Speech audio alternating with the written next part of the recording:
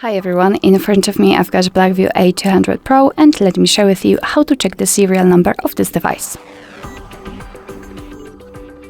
So first of all, I'll show you the quickest way with the usage of the secret code. We have to open the dialer and enter the code, which is *#06#. And after scrolling down in this pop-out window, we've got the serial number of this device. So let's tap on OK. And now let me show you another way through the settings. So let's tap on them. Scroll down to the very bottom and find About Phone. And now we can try entering this phone model option. Unfortunately, it is not available, which means that we have to find the status in some other options. Let's check all parameters.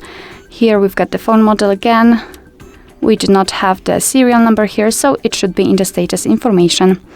Let's go down, and as you can see, the serial number is right here.